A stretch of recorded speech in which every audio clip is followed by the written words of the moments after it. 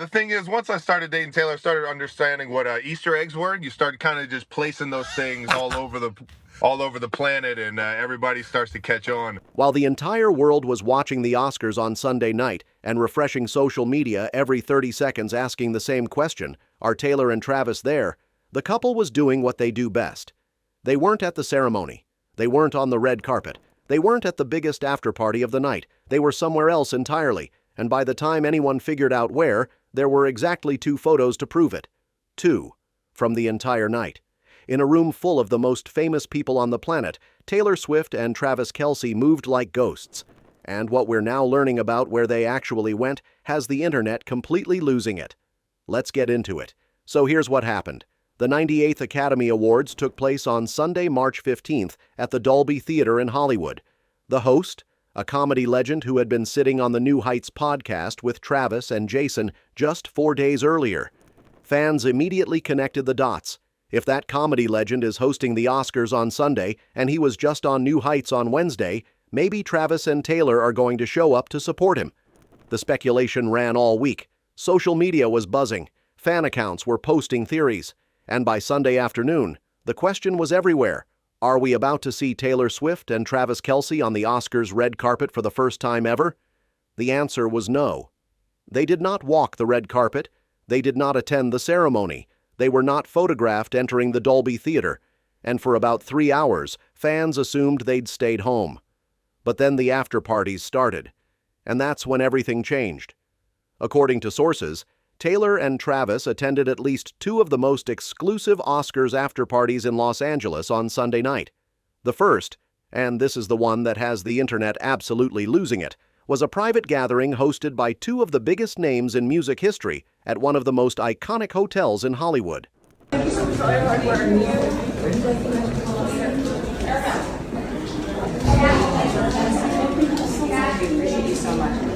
We're talking about a party at the Chateau Marmont, the legendary West Hollywood hotel where the guest list included a Best Actor winner, one of the most talked-about young actors in the world, and multiple A-list directors and producers. A celebrity gossip account caught what they described as a blink-and-miss photo of Taylor entering the venue. Sources confirmed Travis was with her. They were in and out before most people even realized they were there. The second stop was even more exclusive. Sources say Taylor and Travis spent much of the evening at a private annual gathering hosted at the home of one of the most powerful managers in the entertainment industry, a party co-hosted by one of the most iconic female artists in music history. This is a party that rarely produces public photos because the guests treat it as an off-camera space. There are no press allowed, no photographers, no social media posts.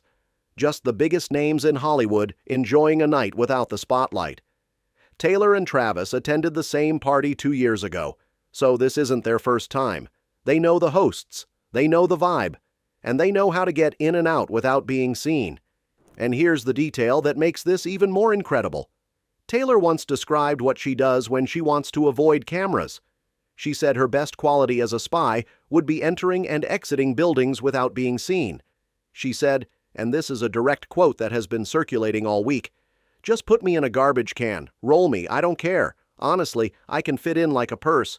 She said sometimes she just can't deal with the attention, and in those times, she won't deal with it. Sunday night was one of those times. The most famous woman on the planet walked into 2 of the biggest parties in Hollywood and left behind exactly 2 photographs. That's not celebrity behavior. That's espionage. And while Taylor and Travis were operating in stealth mode up in the hills, somebody very specific was at a completely different party just miles away.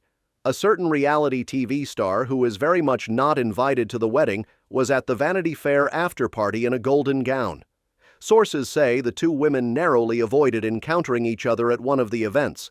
Whether that near miss was intentional or coincidental is anyone's guess, but the optics are impossible to ignore. Taylor was at the Chateau Marmont with the biggest names in music. The other person was at Vanity Fair with the biggest names in fashion. Same city, same night, same awards season, completely different worlds. And if anyone needed a visual representation of where Taylor Swift's social circle begins and where it ends, Sunday night painted the picture perfectly. Now here's what makes the timeline even juicier. because Taylor and Travis didn't just show up in LA for the Oscars. They were already there.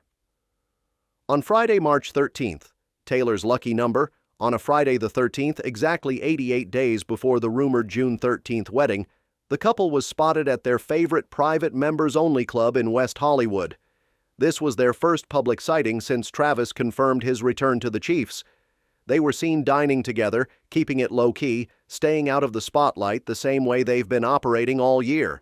No red carpets, no award shows, no public events, just private clubs, private parties, and the occasional photo that slips through the cracks. And this is the pattern that's becoming clear about Taylor and Travis in 2026. They skipped the Golden Globes. They skipped the Grammys.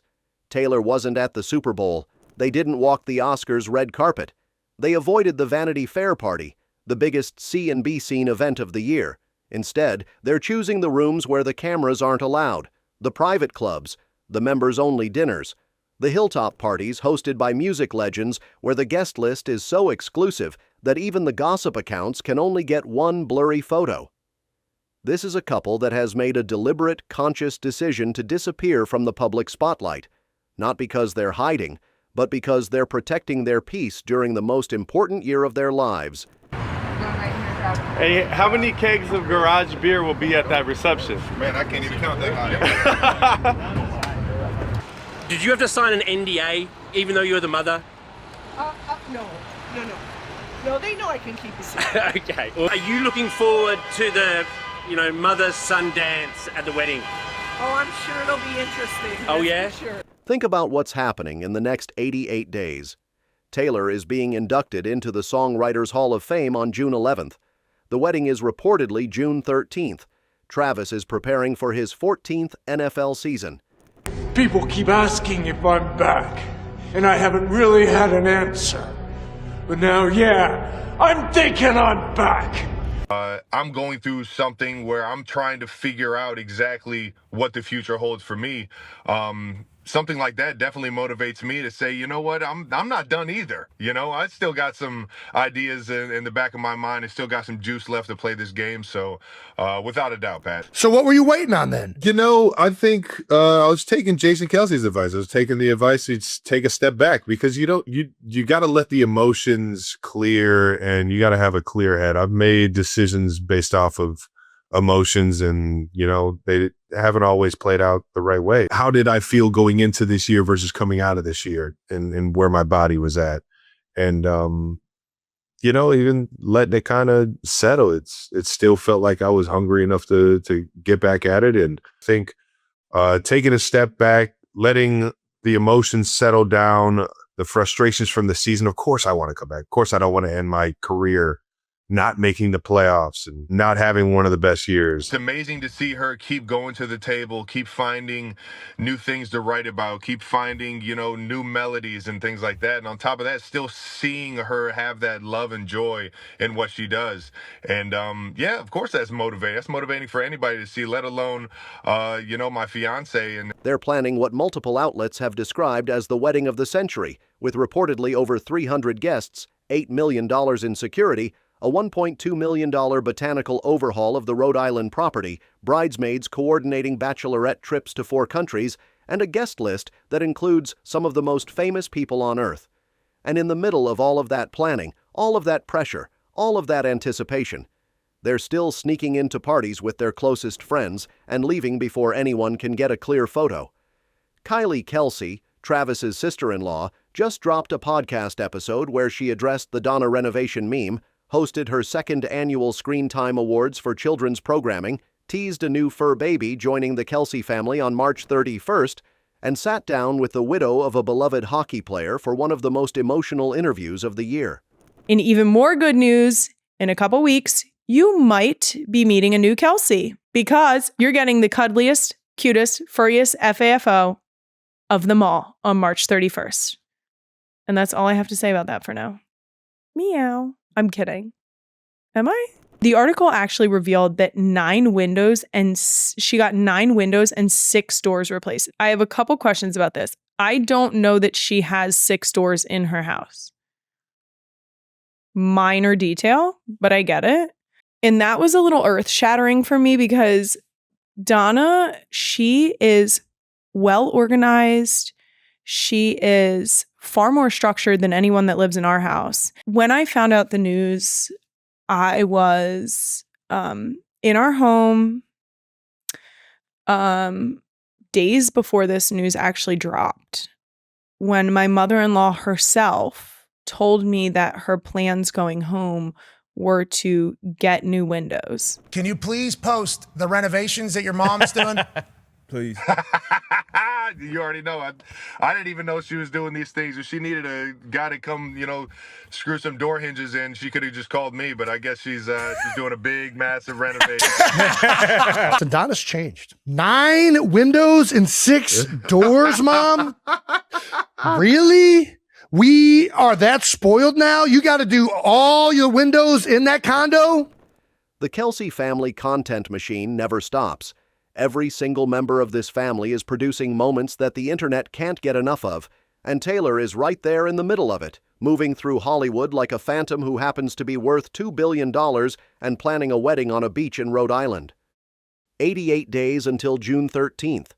Taylor and Travis just proved they can walk into a room with the biggest stars on the planet and walk out with almost no evidence they were ever there.